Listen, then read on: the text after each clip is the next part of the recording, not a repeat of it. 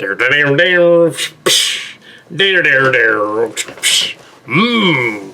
we're gonna get flagged by YouTube for using somebody's Western theme song from, I think, Mr. Ed. But yeah, not Mr. Hands, Mr. Ed. Mr. Hands. Just a throwback to the first Clint Cowpoke story where he was talking about Mr. Hand. Anyway, E. McLeod horse loving case. Don't want to go there. Don't watch it. Yeah. Anyway, so yeah.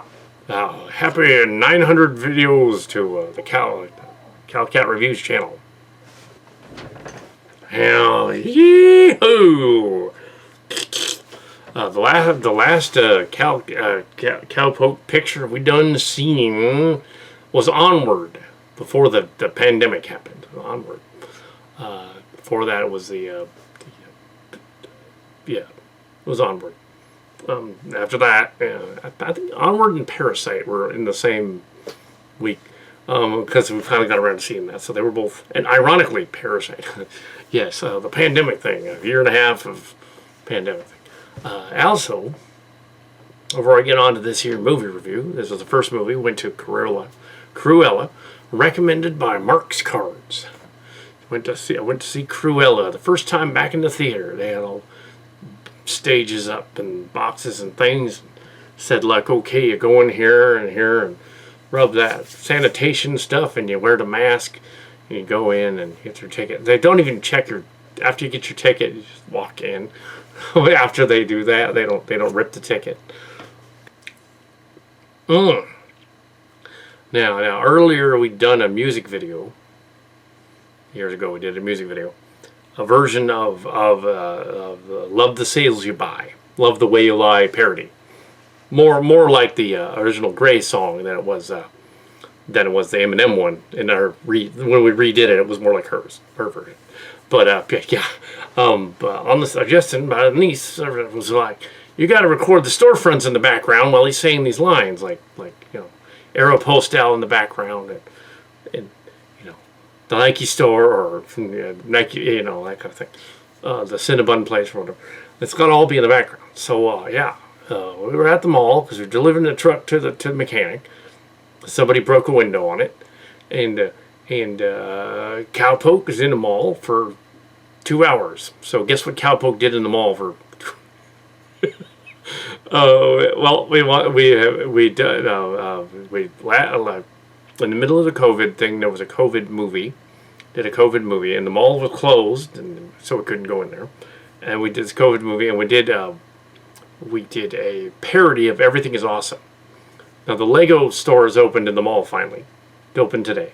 So it's like the Lego movie is Everything Is Awesome, right? So there, the video with a guy just out during the pandemic times, and he's like in his little thing, and like that other video, it's much more visually interesting to put a face to it, put somebody on there with a mask on, in a place where other people are at when they sing about Everything Is COVID, because there's nobody in the original Everyone Is COVID video from several months ago. I think it's 6 or 7 months ago. So Cowpoke filmed Cowpoke walking around the mall. Gonna put it together and make Everyone Is COVID the music video. Yes, we got to film them all. Yes, we did it, and you're gonna see that later. But yep. Of course, we'll take the audio, strip it out, and use the audio from the other version. Yeah, because we can't use that, obviously. The audio from the other one, and update it for Everyone Is COVID. It'll totally now make sense, because you'll be able to see it. And since the Lego Ninjago movie had the Per Beast in it. Anyway, that was a little aside. That's what we're doing. So everyone's COVID. It's messed up. Yeah, now we get on to Cruella de Vil, the Cruella movie. Recommended by Marx Cards. Well, most of it's recommended by Marx Cards. Not all of it, most of it. No, I guess because it was his first theater movie. I guess he also liked it, like earlier when he watched it in a while. But yeah, I had seen the Mortal Kombat movie and the other ones all online, and now it's the first one. It was 150 showing at the Cinemark theaters. There was literally one. I think there were two families in there. That's it. With kids, so it couldn't like say anything gross. So it wasn't like we were all other previews were for a couple of boring movies, including yet another football underdog movie. Another one. I haven't seen that a million times before. The Aretha Franklin movie, starring, oddly enough, somebody that sounds nothing like Aretha Franklin. I guess they're going to dub in her voices. That's going to get an Oscar, of course. And Fast and the Furious 9, which I thought was the delayed one with the guy that comes back from the dead. But the Asian guy, not the white guy, the Asian guy comes back from the dead. The one that doesn't have Hobbs and Shaw in it because they didn't want to be in it.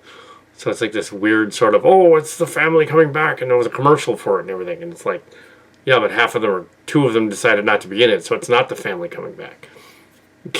Two of them aren't in it because they didn't want to be. And there's a dead guy, but he was a white guy that actually really died. It's an actor that died, different actor, and they had to like write him out. So, yeah, it wasn't the other two. And then you have Black Widow, and they had like a preview of Black Widow as well, which has been sitting around languishing for like a year. No ads for Top Gun Maverick, which is a little later in the fall. That was finished, but they've held it back for some time because of he's doing Mission Impossible. Tom Cruise is doing Mission Impossible 7 and 8 or something. So he's getting a little long in the tooth. He's getting to be 60 years old. What's he going to do? But the Maverick movie was held back a little ways. Those are the previews.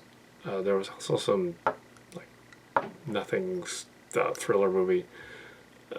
They were still using that old silly Coca-Cola ad thing for the beginning when they switched to the nachos because they own nachos. And they do the thing with the silly little Cinemark things they do for Cinemark. No one we know still works there, so yeah, couldn't get in on that. But yeah, Cruella de Vil. The Cruella movie. The Cruella movie is basically a live-action Disney remake of a live-action Disney remake, but it's a reboot. It's a soft reboot of the other one. The Critical Drinker was making fun of it because he was freaking out about it because he's kind of conservative, so he's freaking out about the women power in it, which is silly because it's about fashionistas. What was he expecting? It's strange that it's about fashionistas. But I tend to side to the theory, especially after seeing it, that they intended Emma Stone's part in the movie to be Lady Gaga's part of the movie, but they couldn't get her. It's really, really obvious they wanted Lady Gaga. They couldn't get her. Lady Gaga and Madonna should have been the two leads. But they couldn't get them, so they got Emma Stone, because it's like this parallel thing. It's like Emma Stone had done La La Land, which basically is A Star Is Born. Basically. And then Lady Gaga remade A Star Is Born 2 or 3 years later. And same idea. So maybe they'll do another Cruella movie and they'll cast Gaga as Cruella. Just to throw that off. Or a Gem movie, as I suggested.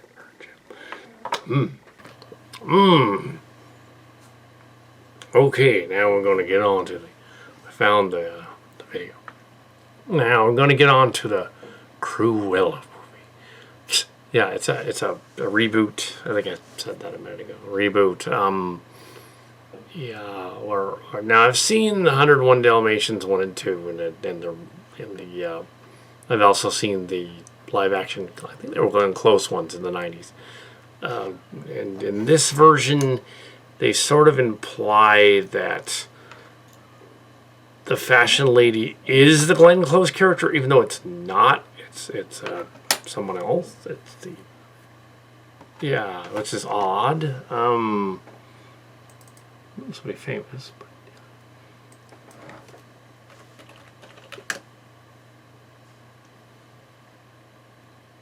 yeah, Emma Thompson from Back to the Future.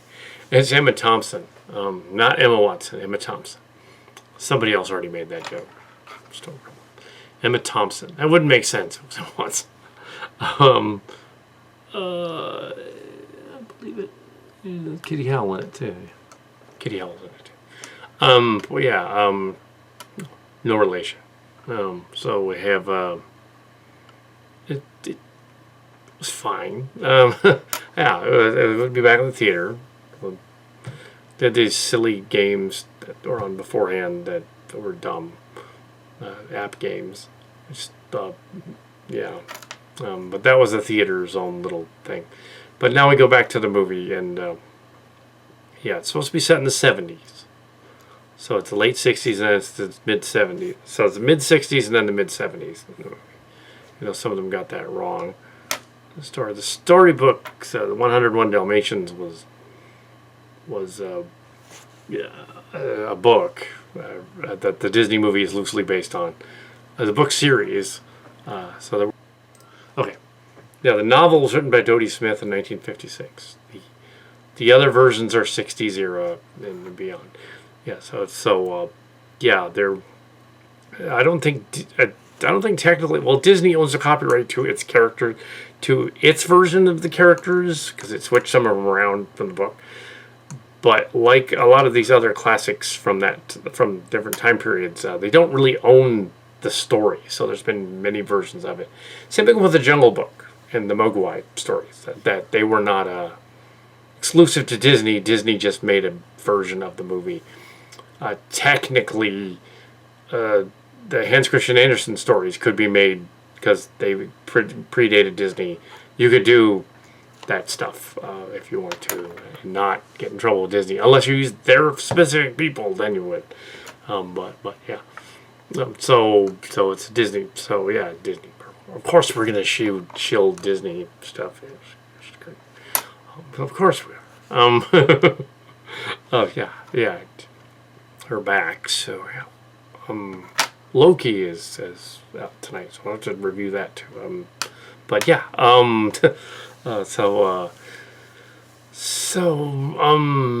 Yeah. There's yeah. The fashion thing seems to come out of nowhere unless it's Lady Gaga. So, but it's not. It's Emma Stone. Then it totally makes sense. 10 years ago, this movie would have made sense. It was like, of course, then Lady Gaga probably wouldn't have been in it. She would have been the younger one. She's not that old. She's like her early 30s. So she would be the younger one. Yeah. So it's 10 years ago. So we have they're roughly the same age. But anyway, so we have. I didn't notice any anachronisms in the story playfully being in the 70s. It was fun that Boots Were Made for Walking was in there. It's also fun that as a song. Even though that probably wouldn't be playing UK like that at the time. It's fun, it's on the soundtrack, but it's Nancy Sinatra and Lee Hazelwood. It's a very, it's the Cat nod. They threw that in there. But it's Cowpoke on it. That's why I'm doing a review. But yeah. So also come together right now from one of the then ex-Beatles. I don't think that would have been around yet at that point. Oops. Yeah. It is funny that they were sort of making a nod to the trailer for the Justice League movie in there. It's probably just a nod to them going like, wink, Justice League movie. Had that in the trailer, so it come together right now, yeah, in the trailer, yeah. Even though the song is not actually about a league coming together, it's actually about something else. But, okay, But anyway, so that's in there. There's other songs in there. There's some odd choices. There's like a dog song in there that sounds like an old spiritual that doesn't really. I guess because it's about a dog, but it probably isn't about a dog. The original's probably about something else. It's kind of a spoof. It's probably about an ugly person, not a dog. But oh well. Anyway, so Yeah, it's kind of like the Who Let the Dogs Out song, but it's not Who Let the Dogs Out. Now, the Who Let the Dogs Out song, which was every sporting event in the early 2000s, every sporting event, Who Let the Dogs Out? Oh, the dogs coming out. Oh. They apparently never watched in that case, they never actually played the music video and watched the song, because Who Let the Dogs Out is about the Coyote Ugly. It's literally about these guys, Jamaican guys, going to a bar, and they basically see ugly girls and they insult them. So critical drinkers should like that. Midnight Edge should like that. Who Let the Dogs Out? That's literally what the song is about. It's not about dogs. Yeah, it's just messed up. Who knows? Maybe the homely girls are actually really experienced, talented. Who knows? So, yeah, can't judge a book by its cover. Yeah, maybe she's a good cowhand. Wrestle a bull. You don't know. Might be able to wrestle a bull. Yeah. Clean cowpoke style. So, yeah. But maybe not. Anyway, that had nothing to do with anything other than Who Let the Dogs Out is the dog movie. That's what it reminds me of. But yeah, the premise is that this girl is adopted by the... You can tell what's going to happen from the opening scene, really, if you're paying attention. It's not a plot that is hard to follow. I think Stone Gremlin's already mentioned that. It's not a plot that's hard to follow. You can pretty much figure out what happened in the opening scene if you're paying attention. Like, yeah, the opening scene is the lady's giving birth, and the kid comes out. Kid comes out with hair. One side's black, one side's white, and just this weird chimeric hair. And it looks like the Duchess house, the Baroness's house. It looks like the other person, but looks like later on that the maid is raising the kid, and then the Baroness lady kills the maid when she tries to blackmail her, pushes her off the cliff, and that the daughter is left behind at the ball. There's always a ball somewhere, and she manages to get to London as a 10-year-old kid and is adopted by these two ruffians, scallywags, and they're like, well, and then they're like, they raise her, I guess. The three of them are all kids, so it makes sense. They cast a little Pakistani boy, I guess, kind of like they do, and then they got the guy who, it looks like kind of like the guy who played Freddie Mercury in the other movie. I don't think it is, but it looks like him a little bit. The guy who played him in the Freddie Mercury movie. I don't think it is, but it kind of makes sense. Not that he's suddenly a little lighter. That's a little off, but oh well. Anyway, they got to have representation, so that's fine. It just didn't. Oh well. Here's an actor who can act. Put him in the part. Fine. If he doesn't exactly look like the little kid from 10 years earlier, then fine. Okay. The overweight kid, dude, he kind of looked like the older one, but for that character. And the Stone really didn't look much anything like the little kid either. They really weren't trying. But yeah, so we have Emma Thompson earlier on and Emma Thompson later. We have the scallywag kids are like adults now, and they're like the expert thieves, and they're running around doing stuff. So they like that kind of thing. They tried that with the Artemis Fowl movie, which I eventually saw on Disney Plus, and it was they did that there too, and tried to make the lovable scallywag out of Artemis Fowl, who was a villain. He's not the hero. He's not the anti-hero. He's a villain. They tried to make him Harry Potter. In this movie, they tried to rectify that by making her sort of the anti-hero, but she's actually a better choice for Artemis Fowl than the Artemis Fowl movie was, because she actually can pull that anti-hero thing off. And she does kind of go nuts. So it's like, it's kind of the same plot, but it's slightly different. Same with a different character. Similar plot. Missing coherent and plot. That's common in Disney movies. Yeah, but then we have the twist and all that. So we have it's made for walking thrown in there.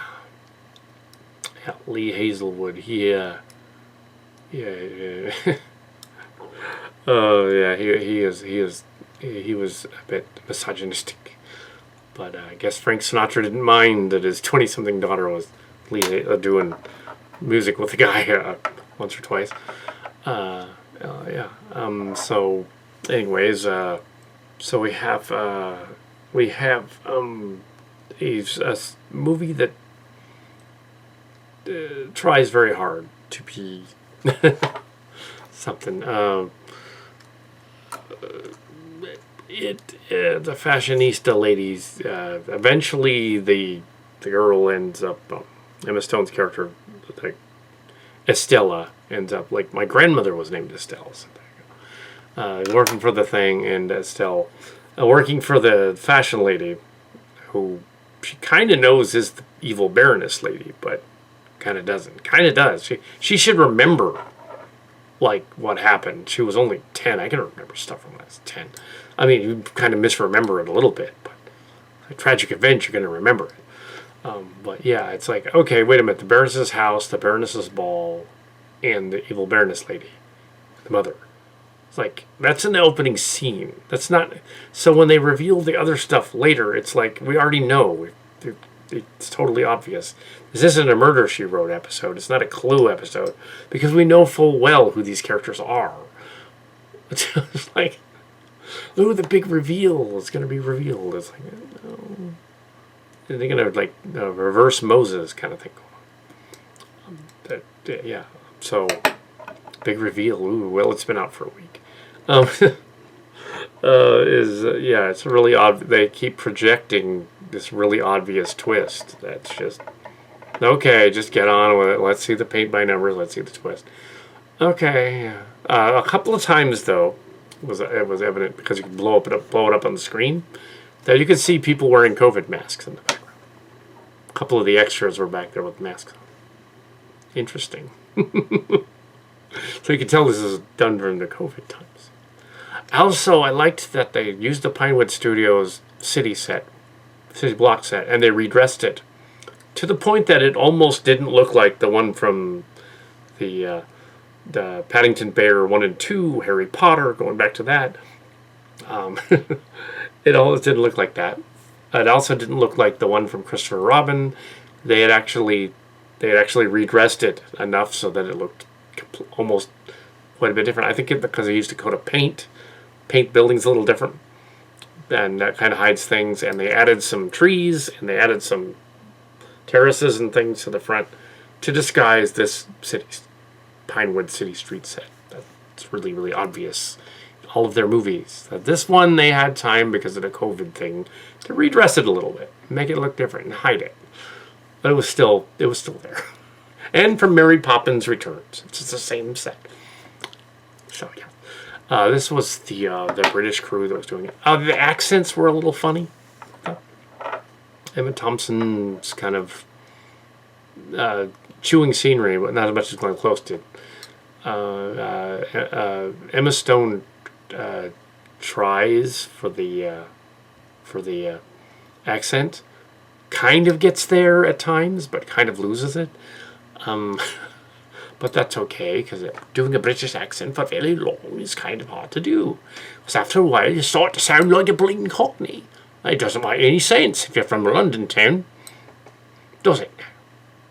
And then it starts to sound Irish. Oh, it's not nearly as bad, though, as in Artemis Fowl, in which they got everything wrong. Literally. He's not Harry Potter. What? Now I'm going to the Tommy Wiseau voice and say hammered. Yes. But because Tommy Wiseau is... Yeah, some people were offended at the Andy Warhol-esque gay guy dude in it. But really, it's a 70s exploitation send-off, basically, with fashion send-off to exploitation. There's a lot of John Waters in this movie, actually. I think that's why Marx Cards liked it. There's a lot of nods to that kind of bad taste going on. There's a scene where they engineer, like they go and break into the house and steal a locket thing, and they engineer this ridiculous, like, dog-sized rat. Oh, it's a dog in a rat costume. This goofy fumigation thing, this silly scene. They go in and raid this the Duchess's house. You think they would, Baroness? You think they would know immediately? And yeah, and she's clearly Queen Carlotta from Mortville. Just like more so than Cruella DeVille's other. But yeah, and the way they get about coming out with her last name is a little convoluted. The car in DeVille, Cruella DeVille. That was a little silly. Devil, a DeVille.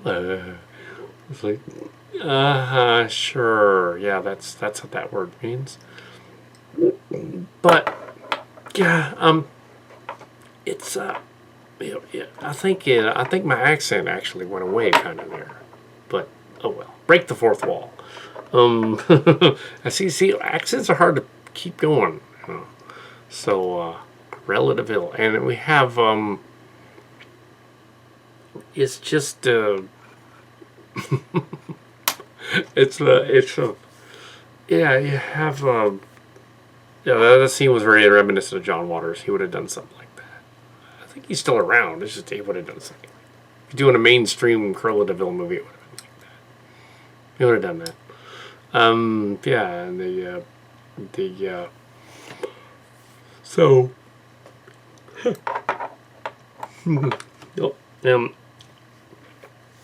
yeah, so there's a lot of elements of the movie that kind of come together. It's not it's by the numbers, so it's not a bad movie. At least the third act isn't completely a mess. They do the Batman 2 ending, and they have like the Two-Face thing. They literally stole it from Batman 2. They stole it from Dark Knight. The scene where Two-Face gets formed from the fire, they put him in the fire and he lies out. They literally stole that scene from the Dark Knight. Except she doesn't become Two-Face. She didn't get burned. They rescue her so that she can show up later and become Cruella again, and stage the and so they can stage the revenge on the Baroness, even though they should see it coming a mile away. And it does beg the question that there's an awful lot of coincidences in these kind of movies. It's like if one or two people didn't act in the way the others wanted them to, their plan would be completely shit. Gone. I mean, there's a part where there's another John Waters part where they make a dress out of locust eggs or something, and they all hatch in the safe. And they're breaking into the safe, and they all fly out. Bug eggs, little scarabs or locusts that fly out.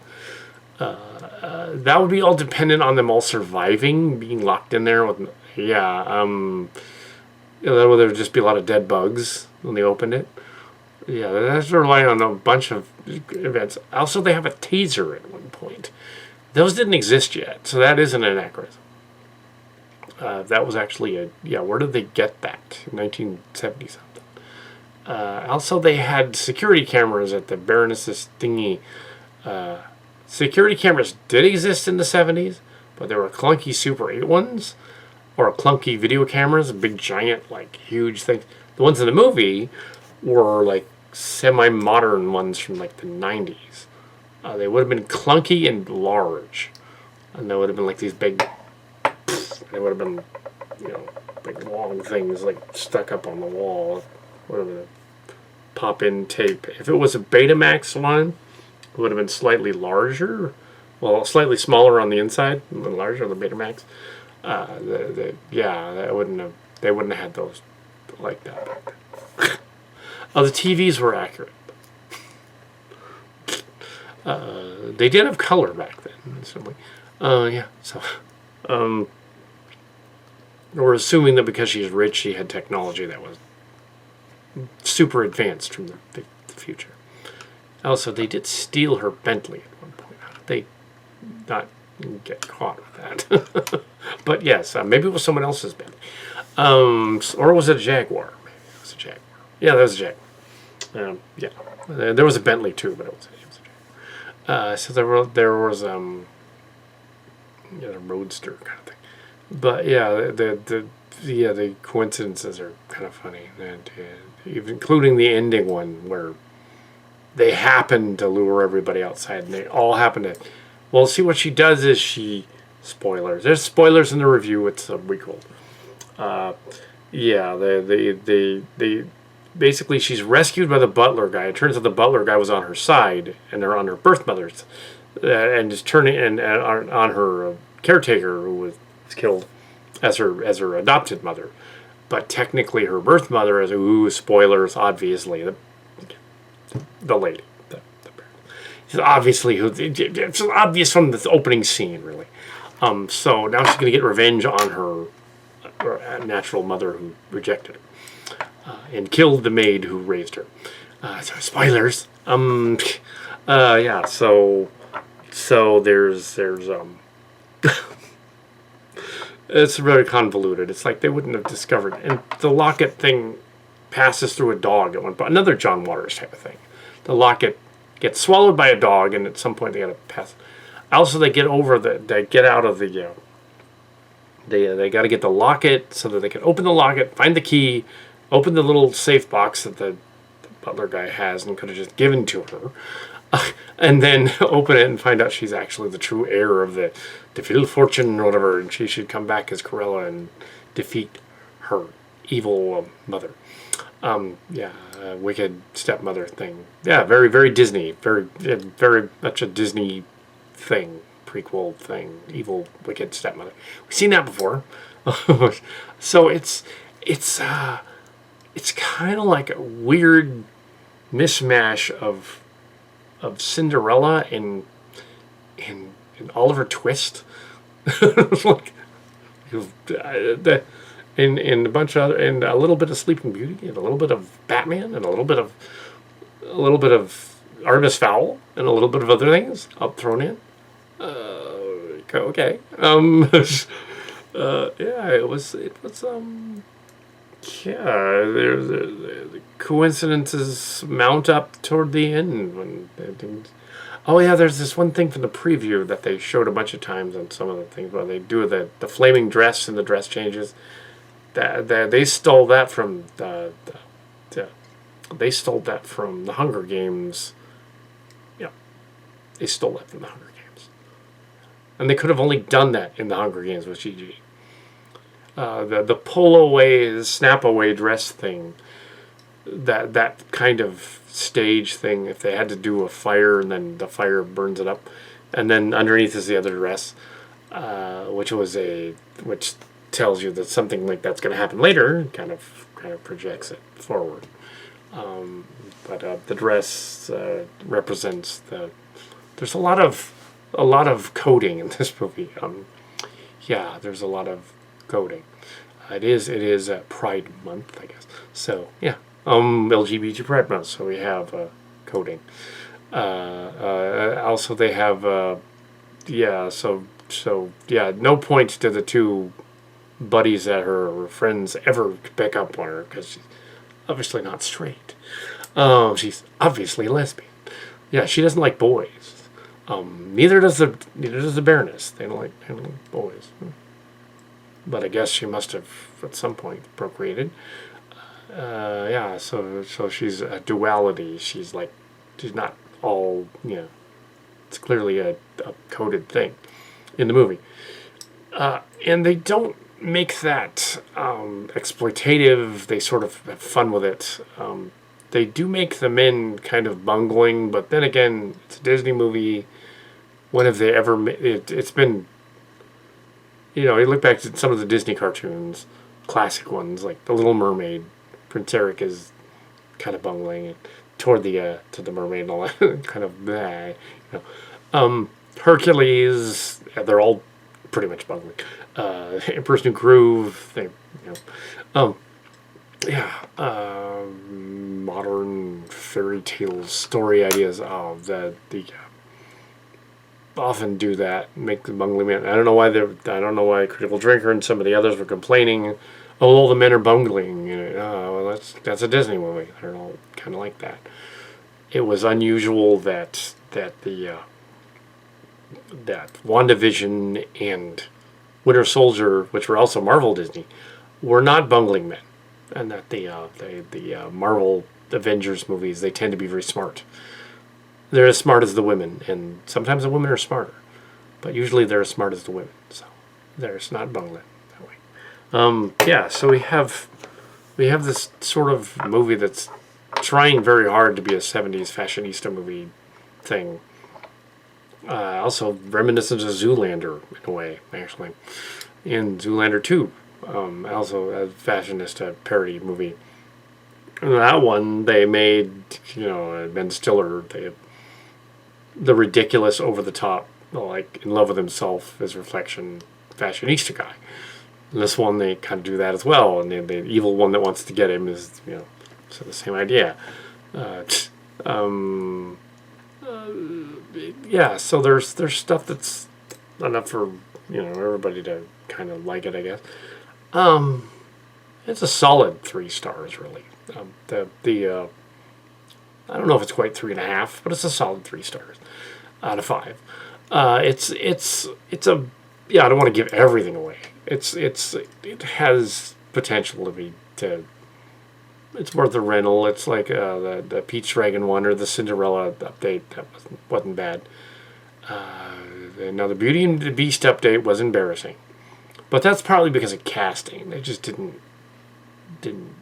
No. Emma Watson in that one might have been okay, but they needed somebody that could actually sing. She even said in the reviews, I can't belt them out like Celine Dion. There's very few people that can. Something like, yeah, that's true. But yes, so yeah, but yeah, it's like and the Aladdin one was kind of a mess because they were actually with their Aladdin one, they were copying. They were actually, on further review watching of the Aladdin one, at least, the remake with Will Smith doing the genie. That was more similar to, this was pointed out by Phelan Porteous, who reviewed the other one. It's more similar to some of the Bevanfield ones. But it was also similar to the other versions of the 1001 Tales, not erotic, nice. 1001 Tales stories that weren't directly Shirazade, but were associated with him. The Thief of Baghdad and some of the other ones that were a little more about the other characters than him. So Genie's character should have been the other dude. Like, yeah, that would have been, he should have been the thief guy. Yeah. Then it would have made sense. So they should have done that. He's not the genie, he's the thief guy. Psst. They screwed up. They got it wrong. He's not. Anyway, so yeah, they gave him the personality of the other guy that he wasn't even remotely related to. In this one, they didn't mess that up, but they did change the ending. So this movie does not lead to 101 Dalmatians. This is a different timeline where she doesn't actually kill any puppies. Well, that's good. We can't do that. In fact, there's like 4 different times in which they say Humane Society in the credits at the end, to make sure, they didn't really do anything like that. Although the witch lady does go after her because she thinks she killed the guard dogs, her beloved guard dogs, but she didn't. The other girls, Cruella was just dressing like that to freak her out, and that she didn't. And then this led to the Baroness trying to burn her alive and arrest her 2 henchmen friends. And then she had to bust the henchman friends out of jail, so it's like, well, if she hadn't worn the dress that said, oh, look, I killed your dogs, I might have. She didn't really. So it's like, if she didn't do that, she wouldn't have done the other thing. And the coincidences wouldn't have piled up. Psst. And then you get to the coincidence at the end, in which she's, of course, going to do what she did to the maid, mother, keeper lady, trying to push her off the bridge. Well, with the pliff, with all of the audience who are led out to watch the show as witnesses, even though eyewitness testimony, even if there's hundreds of them, at a ritzy party, it's still not very good. But it's enough to get her arrested and then take over. The Cruella DeVille was given the will. I guess Estella DeVille wrote the will, wrote her into the will and said, "Okay, I'm giving everything to you." That's not how that works, but sure, fine, fiction, sure. But yeah, that's the whole movie. Yeah, so that's. Yeah, I kind of summarized the whole movie. Yeah, there's some. It's sort of a kind of a niced down version of the other. Yeah. Of the Dalmatian story, but more like one of the sequels. You could actually fit in that universe and say, it does fit in the universe. What you could say is that the original, although it doesn't make sense because then you would know, the Baroness is the original Cruella de Vil. If the Baroness is supposed to be Glenn Close's character from the 1990s, and she just keeps like knocking off her like illegitimate children or whatever, then like that it kind of makes sense. Then it's like, oh, if she's actually supposed to be Close's character, well then Cruella de Vil Jr. is the girl. So, but then she would know, and then it's convoluted and it doesn't work. So, but that's kind of what they were going for. And yeah, everybody gets back together in the end. So it is like Artemis Fowl because it does have the parent coming back at the end. And in this version, the parent was always there, but she was actually evil. The girl is kind of crazy, and there's like, yeah, also they lit the street during the moped scene to the fountain, which is right out of Mary Poppins as well. Returns, yeah. So same set. It's a pensieve from Harry Potter. No wait. A couple of modern vehicles thrown in there just for fun. Yeah. There it is. Cruella. I just farted.